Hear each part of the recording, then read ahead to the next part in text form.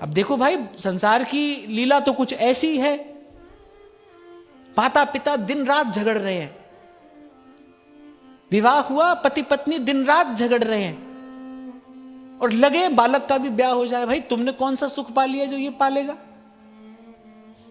भाई तुमने कौन सी कमाई की है जो ये कर लेगा? और मुझे लगता है भाई, रोते भी लगते रहो, ब्याह होना है तो हो ही जाता है, नहीं होना है तो नहीं होता है। फिर क्या है?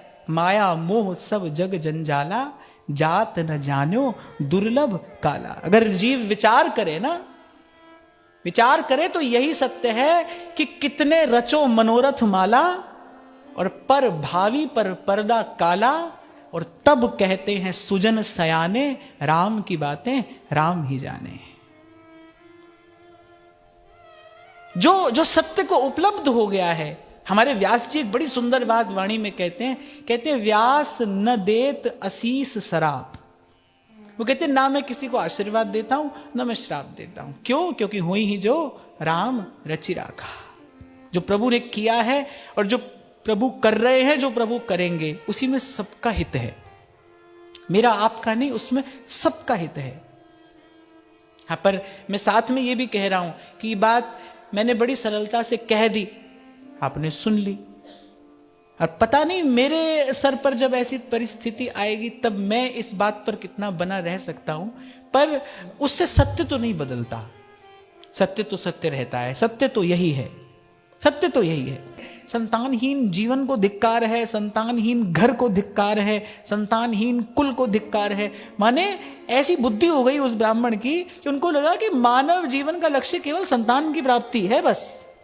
अब तो जो होगा वो यहीं से होगा, इसी से होगा। इसी को कहते हैं बुद्धि में विपर्यय उपस्थित हो जाना, बुद्धि का मलिन हो जाना। ये जो बार बार आपसे कहा जाता है ना भाई, कुसंग से बचना, कुसंग क्या करेगा? बुद्धि को मलिन कर देगा, विचार शक्ति समाप्त हो जाएगी। एक बात बड़े सरल से शब्दों में आपको मैं कह दूं, भीड़ आपको भेड़ बना देगी। भेड़ होती है ना, बस चल रही है, किसी के भी पीछे चल रही है, भीड़ आपको भेड़ बना देगी।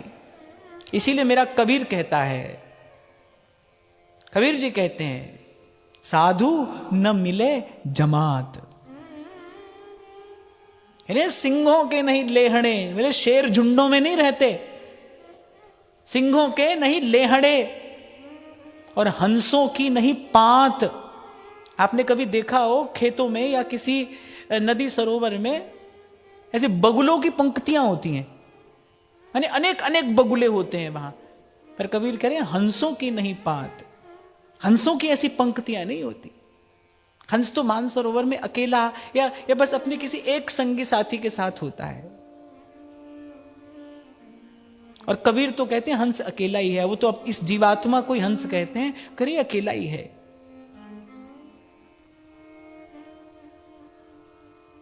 कह रहे सिंहों के नहीं लेहड़े और हंसों की नहीं पात, कहते रत्नों की नहीं बोरियां।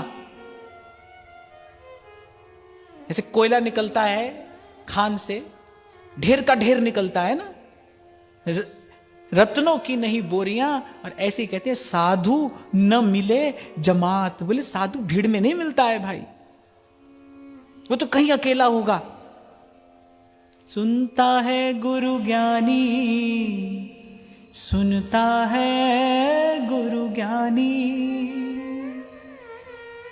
सुनता है गुरु ज्ञानी, गगन में आवाज हो रही झीनी झीनी, गगन में आवाज हो रही झीनी झीनी।